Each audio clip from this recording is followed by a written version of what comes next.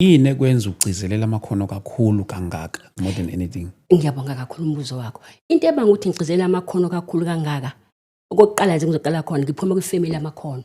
Okay. Ubaba wami uyona makhono khona. Umkhulu wethu uzala ubaba wami naye futhi. U-anti wami dadobo baba wami uyena oqala owacabangela abantu base South Africa ukuthi ababe ne-restaurant. I-restaurant eyibizwa ngokuthiwa yini? Kuthiwa isematsheni la eThekwini. Thina nini bancane anwazi lo ndawo, but abantu abadala bazokhumbula mangikhuluma ukuthi kwakhona indawo kwakuthiwa isematsheni. Lo ndawo kwakuthiwa isematsheni ayiphethe udadobo baba wami. Weshadeni nomngadi. Uphuma ezala kaLithuli lamana nobaba wami. Nobaba bamabanye, baba wami omdala wesha umusic wakhe ephuma amazwi ngamazwi. Baba wami omncane esha umusic wabo, nabafowethu bebenza umusic, nami esikoleni bengibenza umusic, izinto eziningi. Sanibingelela abafowethu nonke lapho emakhaya. Siyabonga kakhulu, sibonga uNkulunkulu ukuthi asiphelele ithuba lokuthi sizoba lapha kule ndawo. Thank you so much bafowethu. uNkulunkulu ke ngathi anganigcina nibusise nani lapho emakhaya. Abafowethu kuhlezi kuyintokozo ukuthi sibe lapha ngalolu hlobo. Namhlanje ke I'm joined by umama sike saba naye lapha last year. Yeah, last year I think it was somewhere around February or March. Sakhumbule kahle. Kusho kunini mama, kokuyiphi inyanga? January. Yes. January. Yes. Yes, January siyakhumbula.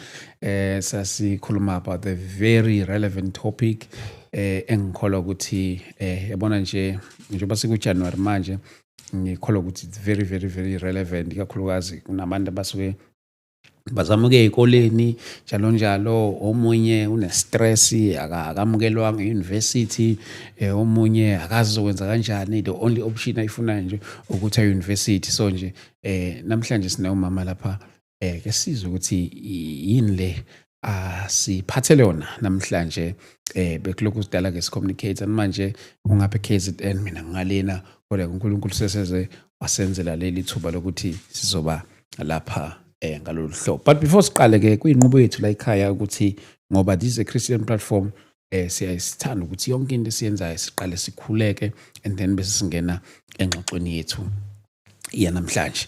Baba siyakudumisa, siyakubonga uNkulunkulu wethu oyingcwele egameni lika Jesu Kristu waseNazaretha. Sibonga leli thuba osipha lona namhlanje ukuba sixoxe ngalolu hlobo, kusizakale loyana naloyana usibukele usilalele ekhaya. Osesimeni esaziwa uya kuphela uNkulunkulu wethu oyingcwele. Siyathandaza Nkosi, awusiqinise ke usiphe namandla amasha uNkulunkulu okuhamba lolu hambo egameni lika Jesu Kristu. We even pray, oh God, that throughout the year in the name of Jesus Christ that we may have a beautiful year uNkulunkulu wethu oyingcwele, kuzo zonke izinto ezizosehlela nezizokwenzeka osipho usiqinise ngegama lika Jesu Kristu waseNazaretha. We thank you Lord. Amen. Amen. Angithathe lethuba ke ngamukele umama naye lapha namhlanje osivakashele. Sibonga kakhulu uNkulunkulu ke ukuthi unathi lapha namhlanje. Mama sekubingelela. Yebo ngiyavuma. Ngigcineni. Ukuthi uNkulunkulu ngobe muhle uze kwenzeka mntanami. Hawu bakithi. Uthi izolo nje umani wangisurprise. Ngingangena kancane. Uxolo mama Nkosi. Kodwa ngajabula. Yes. Yes. Ukuthi nami ukuza kwami lapha bekuyinto nje bingaplanekanga kahle, so gcine nje kube into nje eqhamuka speed.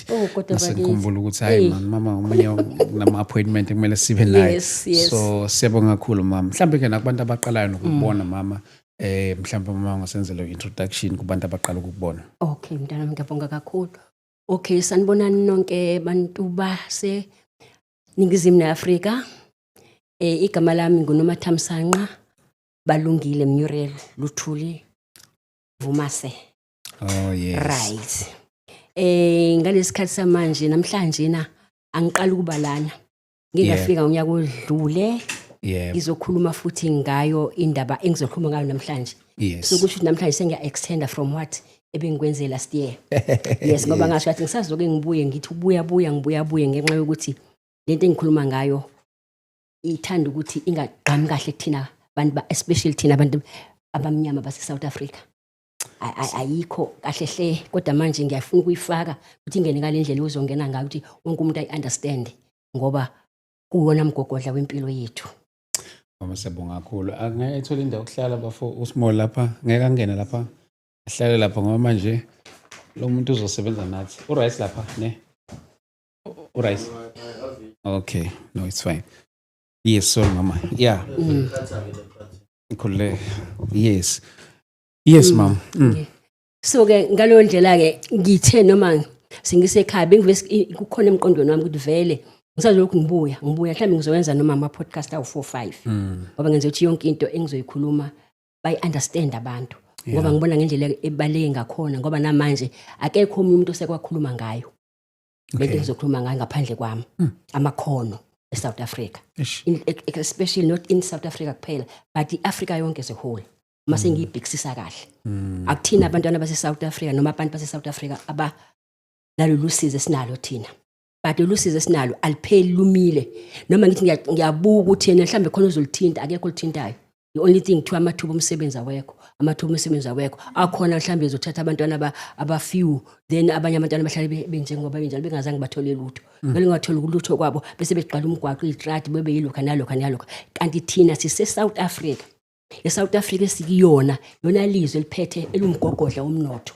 kahlehle yona lizwe elumgogodla wemnotho thina sikulona kodwa si-enjoy lutho so lonto yangihlupha for so many years ngibuza imibuzo eminingi engapheli ngithi but why Lord ukuthi sithi sise South Africa ezweni abafika abantu bazotapha bahambe baphindele emazweni abo sisale thina sinjalo sibe yisebenzi zabo thina basinikeza imali ukuthi size emsebenzini sibe siphindele emakhaya futhi lapho ungathi uthi amadlebe ethu nomqondo wethu uvaliwe awuvaliwe kungenxa ukuthi isithemba sikhula sakhula kunje ngoba kunjalo so akekho umuntu ocabanga ukuthi ake kube khona ishange sibone ukuthi kwenzekalani kahlehle salindele ukuthi mhlambe laba bakhulu abasiphethe bazosenzela ishange kusho ukuthi ngenxa yokuthi eqaleni ngachaza ngathi lo nalomuntu unobasket wakhe ukudla kwakhe ungafani ubasket womunye umuntu so angibasoli ukuthi indaba bona bangangeni kulezi cathule ngena kuzona zakuthi phambili ngamakhono ukuthi sikwazi ukubonakala senzani eSouth Africa nokuthi siyibone ngempela lento eyayithwalelwa uTat Mandela bese kudingisweni well babengaqondene nalokho kodwa ngenxa ukuthi bazivula ukuthi siyakwazi uzokhuluma into efana lezi lasingakwazi ukukhuluma kuzona ngesikhathi sobandlululo kona lokho kukodwa siyakubonga kakhulu kuTat Mandela nabanye babebambisene nabo nathi phela sinenselelo ukuthi nasenza something kuze lelizwe laseSouth Africa bonakala sesikhulekile ngokuphelele uma salambile isona sakakhuleki ukuboleka nje mama kwi-episode yethu sike saba nayo ngonyaka ophelile enye into oyiveza wakuveza ukuthi ube uthisha isikhathi singanani 34 years ube uthisha 34 years so uma ukhuluma lento amakhono awukhulumi nje ngento ukuba ukuthi nje uyisusele emqondweni ukhuluma ngento oyaziyo kwayibona njalo mhlambe yini ekwenza ugcizelela amakhono kakhulu kangaka more than anything ngiyabonga kakhulu umbuzo wakho into ebanga ukuthi ngigcizelela amakhono kakhulu kangaka okokuqala nje ngizoqala khona ngiphuma kwifamily amakhono ubaba wami uyona makhono khona umkhulu wethu uzala ubaba wami naye futhi uanti wami dadobo baba wami uyena oqala owacabangela abantu base South Africa ukuthi ababe ne-restaurant i-restaurant eyibizwa ngokuthiwa yini kuthiwa isematsheni la eThekwini thina nini bancane anwazi lo ndawo but abantu abadala bazokhumbula mangikhuluma ukuthi kwakhona indawo akuthiwa isematsheni lo ndawo akuthiwa isematsheni ayiphethe udadewabo baba wami ukwakuweshadeni nomngadi ephuma ezala kalithulile mina nobaba wami lo baba bamabanye baba wami omdala wesha umusic wakhe ephuma amazwe ngamazwe baba wami omncane esha umusic wabo nabafowethu bebenza umusic nami esikoleni bengibenza umusic izinto eziningi even mangibuka iTV angibuki noma yipi channel ngibona ama channels aphethe lento engithwele nami bengihlupheka kakhulu ngoba bengiyibuza ukuthi wayile ngingaka understand nami ukuthi kahle kwenzekani ngempilo yami wahamba kwaze ngathi ake ngifunde ngathola ama history nama record kababa amancane yoma wedlalela wona ngabona ukuthi ngiphuma kule family mase ngibuka sekwenzeka kanje mhlawumbe sikithi no ake ngisukume ngibo mhlawumbe inkosi yami kukhona ingase ngikusize basize ngakho ngizothi namhlanje na phambili ngamakhono lento ekuthiwa amakhono uzalwa nayo ingaphakathi kuwena thina sizalwe nayo nethiwa amakhono kodwa ngenxa yokuthi thina zange siwa exercise esikoleni nayo into ethi khona ayikho ezikoleni ngoba nguthisha mina into ethi khono ayikho uma ngibuka isyllabus ngithi ngiyayibheka isyllabus akho nokodwa kuya ngakumakhono the only thing nezifunde ezikhona ezinye biology no history nobani lokho kudla ngithola ukuthi kudliwa abantwana abanye abanye bangakudla lokho kudla ngenxa yokuthi kuyakhikha kubona ngoba bona bafuna amakhono Mase bibiza ukuthi bayidumo ngoba bona lento omuthi uyamtshena yena umtshena ngobani izifundo ezikhona ubona ukuthi umfake ekhoneni umlahlile. Banga understand futhi makithi ngiyaprincipal ngeke mem lento isho ayikho lana. So ngasithi mina ngoba sengihlele ekhaya nginethuba elihle ake ngisukume manje na ke ngithi phambili ngamakhono. Even uhulumeni wethu osiphethe ngiyamcela ukuthi afake isyllabus yakhe afake amakhono. Kuzobe ngumuntu oqala mina engithi ku-syllabus kahulumeni akufaka amakhono. Futhi angifuni ukuthi omunye umuntu athathe into yami ayenze kube yakhe. Ngoba lento imina ngisukumile eSouth Africa ngathi mina phambili ngamakhono engabonwa umuntu. Angifuni abantu bathathe into yami bese beyenza into yabo. Mina mengabe uhulumeni ethi noma Thamsanqa uthi angifake amakhono ku-syllabus. Bese ngithi mina yes ngiyacela ufaka amakhono ku-syllabus. Ngizokwenza kanjani na ukuthi ngifake amakhono ku-syllabus ngithi mina ngicela ungicele.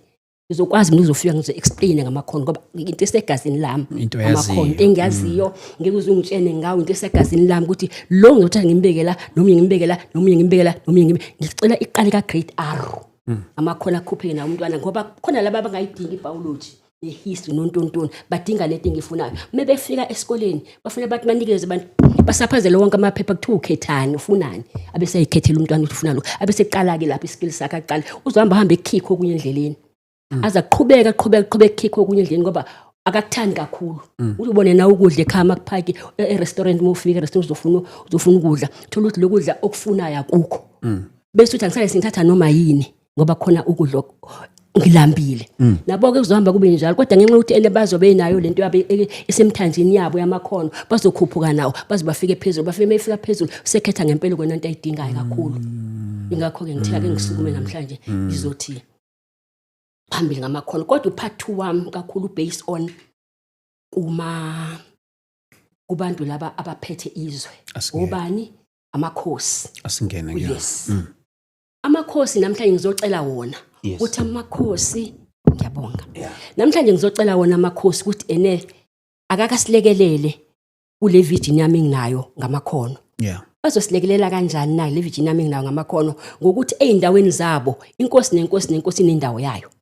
Eindaweni zabo abasinikeze indawo yo-exercise amakhono baphinde futhi basakhele basinikeze indawo yokwenza ama-factory i-factory inkosi i-factory yini futhi izinto zo-exercise amakhono kanjalo yindaba ngisho njalo usho kanjani noma Thamsanqa ukuthi akube nezinda samakhono kube ne-factory.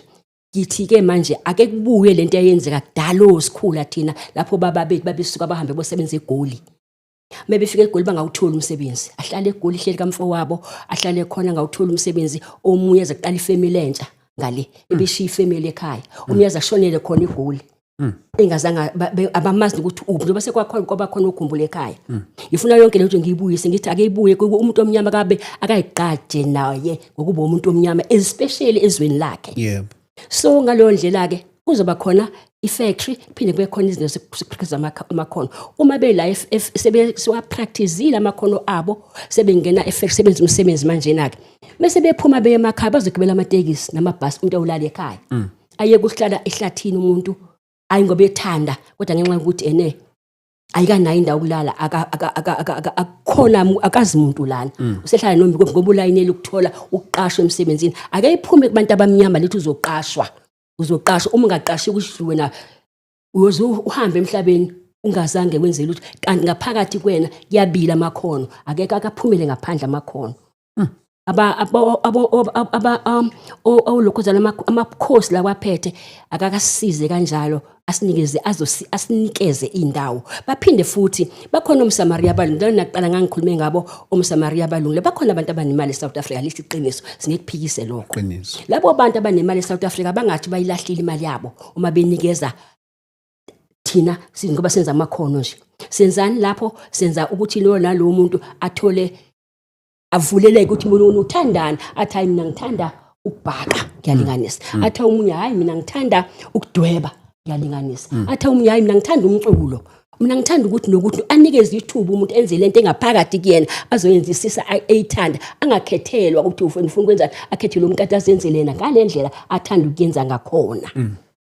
So ke njengoba ngisho njalo ngithi ke ngicela kakhulu ukuthi amakhosi asinike asiphe indawo aphinde futhi asenzele ini nama-factory, lezo ndawo ezobe exercise khona ama-factory. Bese kuthi le nkosi enkulu esiphethe sonke-ke yona, ngizocela ukuthi amakhosi lawo ngicela kuwona, ngoba ubona-ke abosikhulekela kule nkosi enkulu esiphethe sonke kaZulu.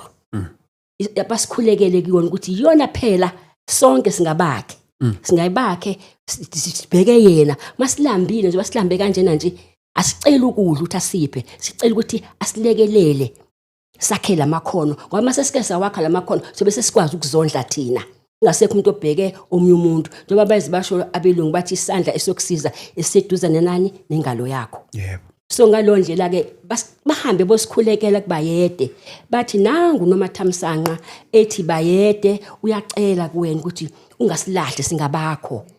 Masingabakho nawe uyabona ukuthi emhlabeni kunjani, ingane eziningi hlele emgaqweni, especially abantwana, abantu besilisa ngokudalwa kwabo bama-provider.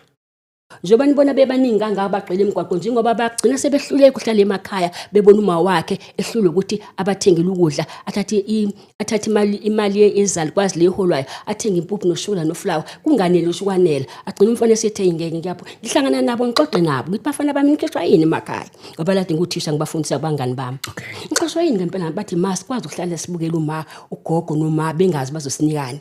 Begcina sebesonge iphini fala kuma esongela ukuthi ena akwazi ukuthengela thina ukudla. Ngicela siphumele ngaphandle masishawo, ngithi kodwa kurungu bantu abami, bathi masizokwenzani ngoba umhlaba unje yini esingayenza sifundile siqedile masinazi defike sinamajazi akhona nami ngufakazi wabo, bakhona amajazi akhona lenga, kodwa akenzile utho lo majazi lokhu kuthiwa nje uzani nizofunda babhi njengamanje nje babhizi bagcwelephi lapha einkundleni zani zokufunda.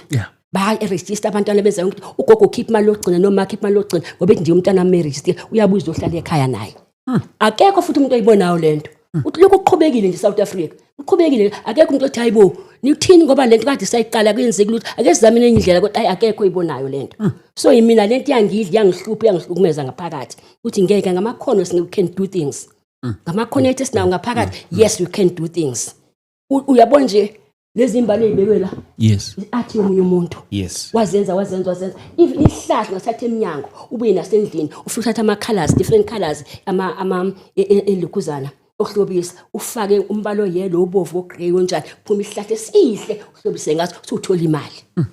Iphini elokuzeni esihlahleni thatha iphini lomise, uthathe iplangwe, kolokho nje iplangwe leli elothatha la umiswa labekwa base lahlotshiswa kahle ngaphezulu, sephuma athi omunye umuntu ngizoqala ngenze kanje, lelo phini alithathe alenzi kahle alilolonge kahle, athathe hambe olidayisa sethola imali. Ayikho imali yonke isemakhonweni.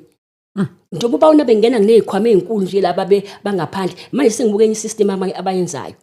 Laba bangaphandle bafika, laba bangaphandle bavula izitolo zabo ezinhle ezinkulu, abasehluphi bathi lezi ngane zethu ezincane abantwana bathatha abanye bazobenza babe yini okesha, abanye babenze babe yini balayisha impahla esitolo, benze konke lokho baphathe nje angabonakali nje ukubonakala umnikazi wesitolo ukuthi ukhona, akabonakali nje ukubonakala udadatazela lezi ngane senze yonke into, yonke sifaka ama-uniform, yonke izonikeza imali yani. Babuze abantu abami nihola mali, bathi masithola imali lokho emsebenzini siphinde sibuye futhi.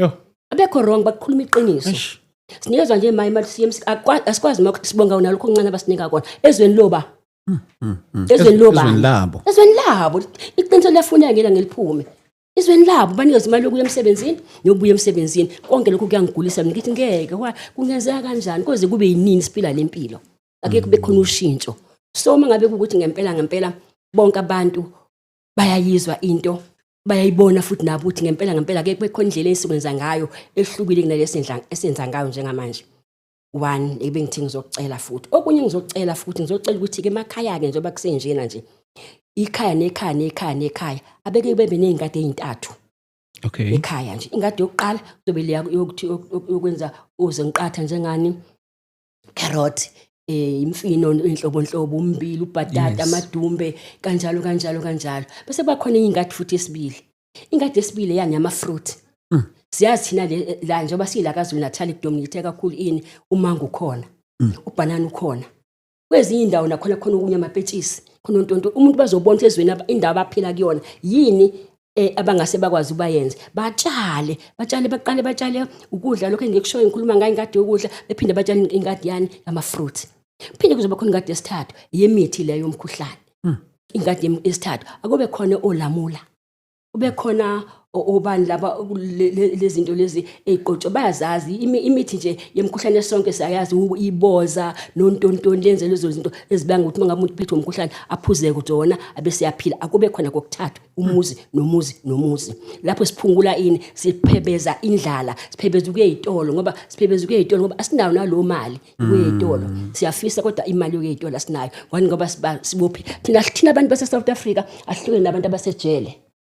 Liqiniso kodwa singaboni sisejele sithi sisemakhaya kanti sisejele thina elihle nje ijele sikulona thina abantu base South Africa ngoba sibophekile asikwazi kwenza lutho siyatshelwa siyenzelwa yonke into. Once wafunda wavumela ukukhangezwa usokhangezwa uzongena ethuneni. Ngiyababona makuthiwa kuphela inyanga bamile laphana abantwana bamile ukhwidi lelokhuzana lemiqa bezofuna akukho wrong bazothatha lo mali kodwa manje lo mali angcono mhlawumbe yabasiza bavula amathuba abo yemisebenzi imali encane ukuthi bakwazi ukulala bedlile ngaso isikhathi ake expand from there ke manje ukuthi akungabi imali ukuthi umuntu alale edlile ekhaya kodwa ake kube imali ukuthi umuntu azenzele akazenzele yena umuntu into ayifunayo azenzele yena bese uthi laba nkosama abaphi uNkulunkulu abaphila imali abeke bayikhiphe izolekelela la ake bayikhiphe izoleke njengoba ngithi namakhosi akakhipha indawo nabantu abanazi imali abayikhipha bakhona abantu abangasinikelela bayikhiphe labanye bafuna ukinvesta bainvesteke ukuze lento yenzeke ungabe uthi bazosipha imali kuphela kodwa labafuna ukinvesta abainvest ukuthi lento yenzeke iphakame basukume bonke abantwana eSouth Africa bahambe bayosebenza. During isikhathi senu mama ibinjani into yamakhono ke nokuyiqhathanisa njengesikhathi samanje yabona mhlawumbe manje isikhathi sakhona samakhono sengaba ukuthi mangathi uyacheck lento yamakhono abantu abayenzayo ikakhulukazi abantu ababuya ngaphandle more than us like South Africa so ngesikhathi senu nini binjani into yamakhono ikakhulukazi nabantu sobebuya ngaphandle. Ngesikhathi sethi thina sikhula sifundo standard 6 ngiyakhumbula lithi qiniso besiyenza thina ilokhuzana icraft work sinazo futhi ingadi ezikoleni ingadi enkulu ejalo carrot kudliwe esikoleni kudliwa kuthatha khona lo phaka ucarrot utshaliwe ufake leyo emabhodweni kufake nezinto ezithize kudliwe sikwazi ukuthi senze needle work besiyenza thina ukuthunga as a result nje mina mangabe content ngifuna njoba mina vesi ke nginamakhono amaningi izinto eziningi ngiyayithungela zona ekhaya ngikwazi ukuyithungela ngoba lapha ngasithola leso skill sokuthunga esikoleni ngisafunda kwahamba kwayeko ngokuphela futhi uthi kwaqedwa yini ke namangazi ngoba ngazi ngibo principal angazi ngibone ngale ukuthi kwenzeka nabo principal futhi nabo thotha bazi ukuthi kwaqedwa yini mhlambe abaphathi be education ababona ukuthi lento i useless bayishiya kanjalo bathi ayingaqhubeki angazi angisho ukuthi bayibona ngoba i useless kodwa ngisho ukuthi mina indlela engabona ngayo ava siyaqedwa nje namhlanje ingane yakwazi ukuphetha ingubo ayikwazi ngisho kwenzani ingane kuhlangene nje eSouth Africa kuthula ikuthenya angazi ukuthi kwenzekani ngoba mhlambe eSouth Africa abantu base South Africa bavalekile kwamanje uNkulunkulu uzobuya akasivulela kesivuleke nje sonke eSouth Africa ngesibona into ngeselilodwa ukuthi singasizakala mase senze kanje abekho wrong laba abaphethe uma ngabe benza ngale ndlela nabo abenze ngayo njengoba uyakhumbula kanye ngithe lona lo muntu unobasket wakhe ongafani nomunye umuntu asibasoli laba abaphethe udinda babangenzi njengoba unomathamisa nqefisa ingoba abanokobasket babo awekho amakhono khona okunye kodwa manje lokho khona okunye futhi nathi angcohlambi kuyasiza sonke ke kuze kusithi come together ke manje sizakale sonke ake kube khona lokho kwababa kubonayo sihlanganise nalokho kwamakhono mhlambe khona sokwazi uyaphambili manje mama kuyo ke le yamakhono ngiyazi nje manje kunomntwana lapha ekhaya njengoba sikuJanuary nje kunomntwana lapha ekhaya une stress akamukelwa ngeuniversity omunye une stress sokuthi useqedile university kodwa umsebenzi walento ayifundele akawutholi njalo mhlawumbe yini ongayigcizelela la kuyena ngiyazi ukuthi khona ukhuluma nendaba yamakhono kodwa manje yena into ekhona nje manje yena ufuna umsebenzi nokufunda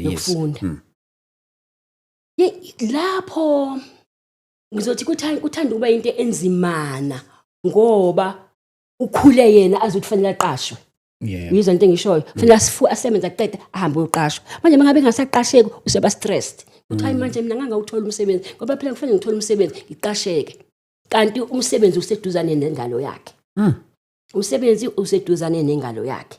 Uyayibona lonto ukuthi akakasivuleke ukuthi ayibuze ukuthi kanje yini engiyithanda. Uyabona nje ilona lo mntwana akayibuze noma yilona lo muntu akayibuze ukuthi kambe yini ngithanda kakhulu engayenza ngezandla zami nangomqondo wami.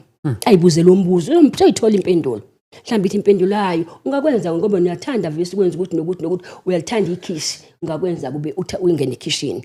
Hayi wena uyathanda ukuthunga hayi ungathunga ke wena. Uyabona kusafanele kuvula ama factory azowathunga azokwenza icathulo.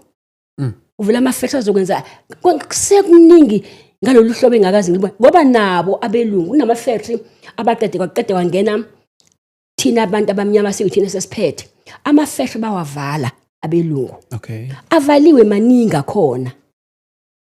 Mhlawumbe nabo ke mangase bazizwele lama factory avaliwe nemishini yakhona ekhona eminingi ehleli kulo ma factory. Ngoba phela imishini abazangenze lutho. Basinikeze ithuba lokuthi nansi imishini yokuthunga nanka ama factory akhona avulwe. Aklinwe kahle kwenzeke kahle yonke into. Nabo ngoba vele nabo basesiza njoba sisisenkingeni kangaka nje nabo ngiyababona beshaya umgwaqo. Abelungu namhlanje sobabona beshaya umgwaqo abelungu sobabona begibela amatekisi njengathi kade behamba ngeimoto. Uyabothi izinga lakubona liyanga ngokushona phansi so ke abangabi nako lokuthi lama factory akhona awabo abake bawavule ngoba nabo bazosizakala. Kanti futhi nababelungu abelungu yabacela nje basebenza lento esiyenza ukuthi nabo bebe yipart and parcel yethu basisize ngoba bona baphambili kunathi. Belento engikhuluma ngayo into abazi kahle kamhlophe ukuthi umekhuluma ngamakhono ukhuluma ngento evele izokwenza South Africa yonke ivuka iqale kabusha izalwe ka ngamanye amazwi iSouth Africa izozalwa kabusha ngamakhono. You get my point? Izozalwa kabusha ngamakhono kuzovula konke umuntu athi yonke lezi zinto edwebi uyayibona leli khuzana enhle imali meseyidayisa uyayibona uyabona enhle imali mesekudayisa konke lokhu kuzozala akekho umuntu ongezo enjoya. Uyabona mangabe lento isivulekile umntwana uhamba emgaqweni fanele umbuthi uhlale uhambelana emgaqweni wenzani la athi hayi manje ngithunyiwe kwaShaqema fanele ngabe sendaweni ethize nawe wenza umsebenzi wakho othize akekho umuntu ongezo accommodateka ngamakhono. Ilona lo muntu uzokwazi ukuthi ngaze ngalithola ithuba elihle akathola. Kunabantu abaphuma emakhaya bayosebenza bayosihlala eduzane nomfula bobona hle mhlophe umfula omkhulu lo azokwakha into encane yakhe lapha. Wenzela nje akwazi ukuthi abe sedolobheni. Uyayizwa into engishoyo azokwakha indlu athi ngelanga kufika imvula wolokohlo. Uyahamba ngena umuka namanzi. Bamuka day by day namanzi.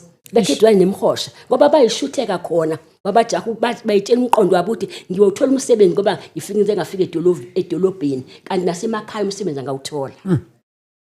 Khona laba mama uthola ukuthi ikhono uNkulunkulu amuphe lona mhlawumbe yena ubuke sengathi uyali-undermine ulithatha kancane. Thosa uNkulunkulu umuphe isiphiwo nje esithile. Yes. Kodwa futhi manje indlela yenza ngayo ubona ukuthi ngathi uyas-undermine. Kodwa the very same gift sothi bayasenza abanye abantu futhi bayayimisela ngaso. Yes. And futhi bayaphila ngaso. Yes. Kodwa yena uthola ukuthi even more gifted kuleso siphiwo kodwa futhi manje kunokuzethemba futhi uyazenyeza nangaso. Ngoba lento mhlamba akakaze ayibone nasekhaya yenziwa omunye umuntu. Yabona ngathi kuyihlazo nafuthi lakuyena ukwenza lonto. Ungathina kulowo muntu loyo. Uyabona ke nje ubukhuluma kahle impela ngaleyo ndlela yabantwana bazothatha bazoqala bathathe kanjalo. Kodwa uma ngabe lento siya implement siyenzeka ngempela awuzobona bazojabula ngohlobo lwesimanga ukuthi hawu kaze ngayilibazisa. Bengihleli kube kade ngayiqala lento.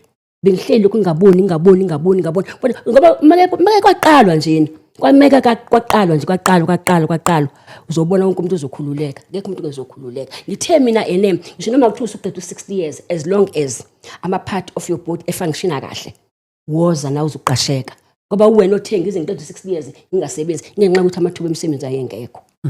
Akeze nawe uzoqasheka noma uzoshanela nje laqeda khona ukusebenza ashanele.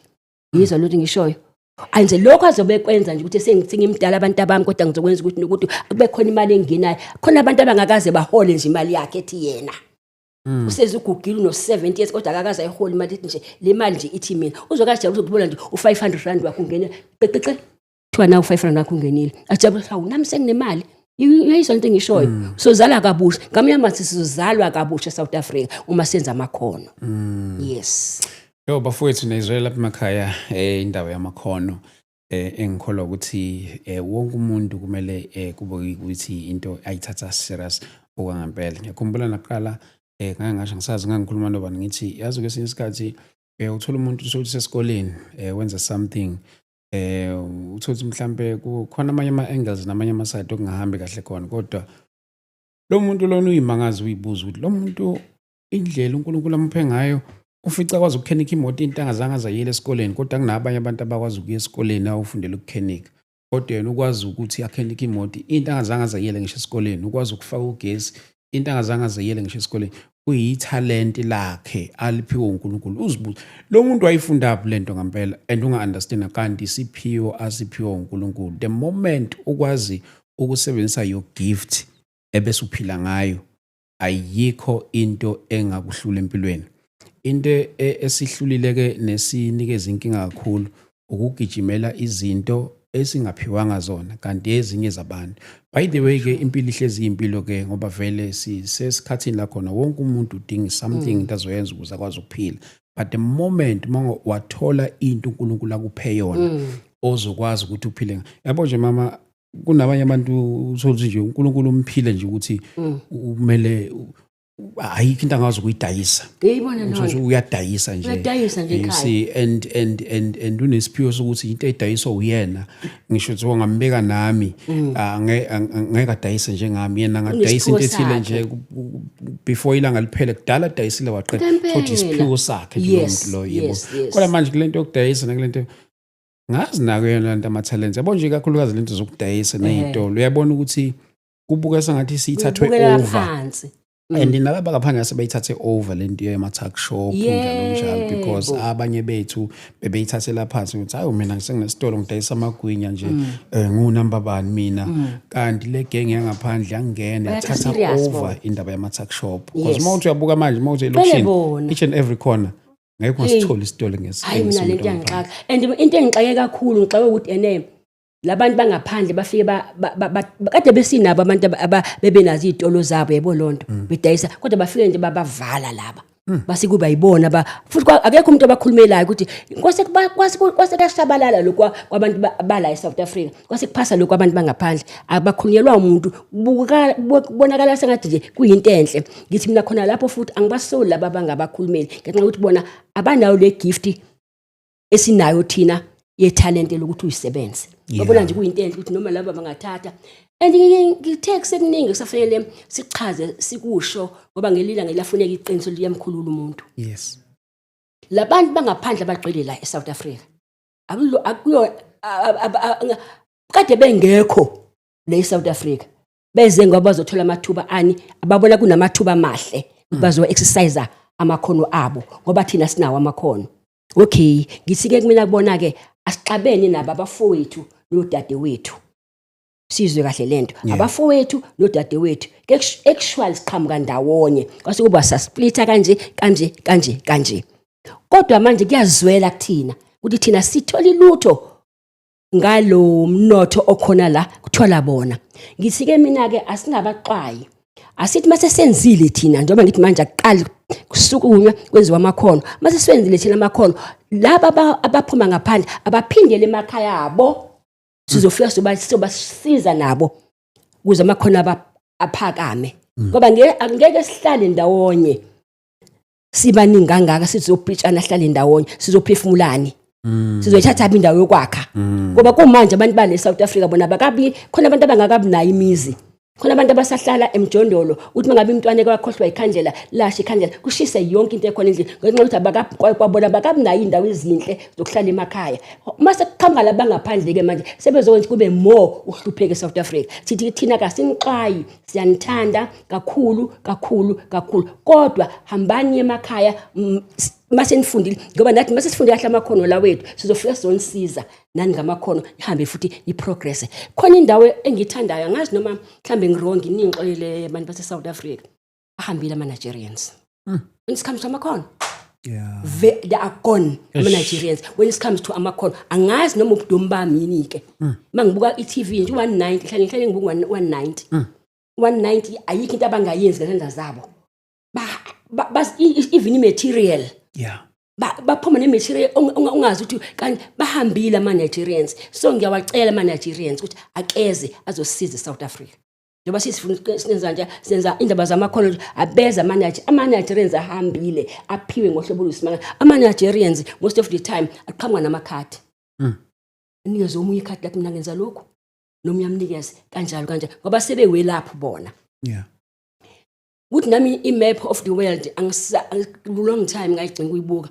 Angazi noma kwenza ukuthi enebona basondelene nabamhlophe yini lapha phela angazi kwenzekani lapha ngoba nami i-map of the world long time ngayigcina kuyibuka. Kodwa nje ama-Nigerians are very gifted, ahambile ngamakhono, baphila kahle. Bakhona ngiphiki ukuthi bakhona abangaphili kahle, abangakangeni kahle. Kodwa ngicela ukuthi ngalesikhathi nathi sesenza amakhono kanje bazovuka nabo babona ukuthi kahle into ephilisa umuntu amakhono. Yebo. Ngoba yabo kusoma kwabantu South Africa is very blessed. Ihleze ngisho ukuthi South Africa is blessed ngohlobo lwesimangaliso ngoba abantu abokuqala basukumayo babona khonto wrong. Ibona uTat Mandela. Basukuma babona khonto wrong. Usingamayamazi that is a blessing. Yase South Africa ngokwenza kwabo koTat Mandela kwenza ukuthi abantu bonke babuye bazothi bahloniphe ukuthi ngempela la ikhonto engenzeka. Nabo ke Nkosi yami laba bakomayo Nigerians siyabahlonipha uma ngabe sesenza amakhono zoba senza kanje abasinikeza ukuthi i-material soyithatha yokuthi nokuthi uzani zothola ukuthi nokuthi baseke basize ukuze into yesihlehla iphaphame ihambe phezulu. Sofia ngisekugcineni mama ngiyazi ukuthi kuningi ongakusho ngayo lento amakhono. Ngiyazi ukuthi sizo-organize futhi esinye isikhathi lokhu siqhubeka basizakale abantwana emakhaya kanjalo nabadala ngayo lento yamakhono. But ke ngazi ngiyabona lapho hamba nomama ngazi mhlawumbe khona uma ungafisa uku-eda nongafisa ukukusho kuyona yona lento. Noma mhlawumbe athi ngimnikeze noma ungayishiftanga it's fine. Athi ngimnikeze le ngicela umnikeze mama ukhulume la. Okay, cool. Yeah.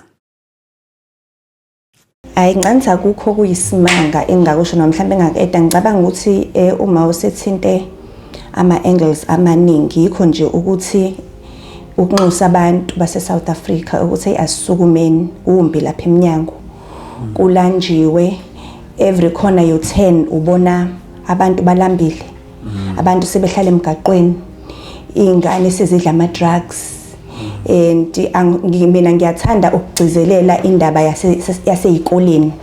Baleke kakhulu indaba yaseyikoleni because manje uma ubuka nje uyabona ukuthi lapha esikoleni kushunyelwa kakhulu into yokuthi asifunde siqede ukufunda umaqede ukufunda e-high school uhambe uye e-tertiary uqede e-tertiary fanele ufune umsebenzi leyo nto nje siyazi eSouth Africa and yet manje bagraduate abantu baningi but imisebenzi ayikho.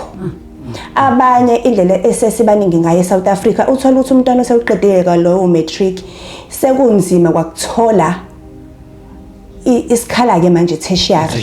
So kufanele sibheke lento ngesikhathi abantwana besala phezantsi esikoleni ukuthi i-introducewa kanjani indaba yamakhono ngoba njengoba eshuma ukuthi asifani abanye bethu baphiwe ukuthi sikwazi ukufunda zona lezi izifundo ezifundwa ezikoleni siphase ngamalengiso. Abanye abantwana ingqondo zabo azikwazi uku-accommodate lokho zifuna lamakhono. And what I've also noticed manje ukuthi recently ezikolweni futhi singesize sibasole othisha noprincipal sekugcizelelwa kakhulu manje into yokuthi ezikoleni akube khona 100% pass rate such that abantwana siba expose ku danger. You find umntwana wentombazane at the age of 16 17 ngiyababone early hours of the morning uthola ukuthi u5 ekseni ugqoke iuniform umntwana wentombazane uye esikoleni ngoba kuthiwa bazofika early ngoba sifuna lo 100% pass rate ekuzothi mase siwutholile ungasisizi ngalutho. The kids are exposed to danger. Vange early hours of the morning esikoleni abuye very late in the afternoon ekhaya ngabo 6 ntambama. Sefanele ngabe lo mntwana lo uqala amabhodo but akwazi uqala amabhodo ubuya ne-homework. Iyona into esitshalayo ukuthi education. Yes, education is important.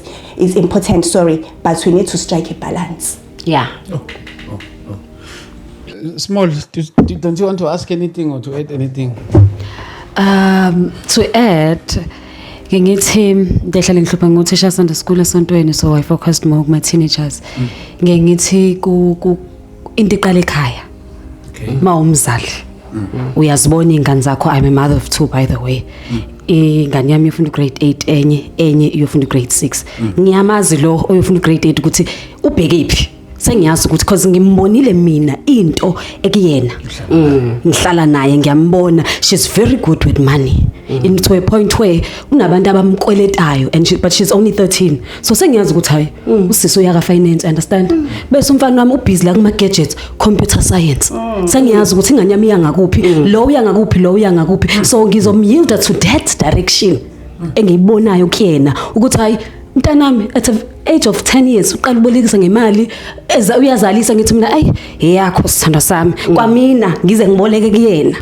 So I think into ilele ekhaya kakhulu ngaphambi kokuba sesikoleni wena mzali bheka ingane yakho ukuthi yini egudi kuyona bese uyisa kuleyo direction. Ngiyaqeda. Yeah, ne. Nice. Tell mom. Thank you so much. Hey, mfowethu ngicabanga ukuthi ibuya back to into esake sakhuluma ngayo ngelinye ilanga nomunye mfowethu about education versus talents. Education versus talents. Mina ngazi I'm tempted engathi singenza isithangami. Babe khona abantu nabakwazi ukuzibuzela nabo si-interact sonke njalo njalo because even nayo lento ayishoyo usisi wami lapha lento eyingane engathi ingane noma isiyothatha izifundo ayingathi hayi umngane wami uye ngapha hayi nami uthi ngiyi okanye hayi ngoba kunesikhala ngala awuthi sale sengiya so umuntu afunda into engekho enhlizweni yakhe engekho kuyena yabo. So nje mama ngazi mama kodwa ke sizohlela mama ngizokufonela sibone ukuthi senza kanjani nini sibamema abafundi sikukhulula ngoba lo mntwana okhuluma ngale ngane ethi ene yona indaba yemali sibisi right ngayo awucabangeke lo ngane ekwazi ukuzenzela ekhaya ukube leyo iqala esikoleni. You get my point? Njoba ngithi mina iqala esikoleni ayiqala esikoleni ka grade R ngingane bisiyazi ikhono lami ngiphuma ngalo mina ngiyangalana and abaphathi be-education abafaka amakhono bangawafaka ngoba sebethi bafaka manje sebethi akuwona wabo akubona abathi akufaka amakhono mina ngithi akufaka amakhono. Yani just the thing sibe neqiniso emhlabeni ngoba bahlulekile bona ukuthi bafake amakhono bengaboni abekho wrong bengaboni ukuthi ngempela amakhono adingakala ngempela kubantwana ikhono yona into ezosikhulula eSouth Africa siyabophekile njengamanje sibophekile asikwazi kwenza lutho asibheka ngala nangala kodwa mase kwathiwa nje amakhono asibaxoshi nalabo bangaphandle beze nabazosisiza. Yes. Sizoyihlela mama ngizoku-update ngizokufonela sibone ukuthi siyenza kanjani ke sizohlanganisa amakhanda sibone ukuthi ayikhona into engaphuma ukuthi siye phambili. Ngiyazi ukuthi mhlawumbe bakhona nabantu abangafisa ukuxhumana nawe mama ngazi noma ushiyile nekuqala indlela yokuxhumana nawe ngazi owenza njani kuqala kodwa noma singaphinde siphinde futhi yabona siphinde futhi inamba leni 083 ngisho mina manje ngisho mama kulle. Okay inamba yami abangangithola kuyona it's 08333 okay 68 246 namba abangangithola kuyona ayiphinde ngathi 08 yeah 333 yeah 68 246. Mama asibonge kakhulu mama ngesikhathi sakho sizoxhumana ngefoni sibone ukuthi siyenza kanjani asizothatha nesikhathi eside ngicabanga ukuthi lolu daba lu even more relevant ikakhulukazi nje njengoba saqala nonyaka njalo more relevant so sizo extend invitation kubona bonke abafundi nabo bonke abangasebenzi abahleli emakhaya ukuthi ake sizovulana emqondo sibone ukuthi kuphi singasizana ngakho sizo-communicate nje okuningi nokuningi ezisikhathi siqhubeka. Sibonga kakhulu mama isikhathi sakho. Mina ngibonga wena mfethu ngithanda uqamba amanga. Ngibonga nje ngithanda emphakathini kubantu bonke abangilalele namhlanje ngicela babonge nkosami esithidlamini. Lo mntwana unothando ngohlobo ngazi ulibone uyabanakekela abantu kwala noma ngithi ngiyathi ma noma kanjani uma nangisurprise ke message ngempela ngizeke manje athi makusasa unkosi yami uNkulunkulu angibekele wena bakithi siyambonga uNkulunkulu kakhulu siyabonga mama ngiyabonga inhlonipho respect thank you so much mama bafowethu siyabonga kakhulu bafowethu ngicela ukuthi ke for today sibambe la and then bese sibonana ke ngeepisode yethu elandelayo uNkulunkulu angigcine ke nifihle lapha emakhaya god bless you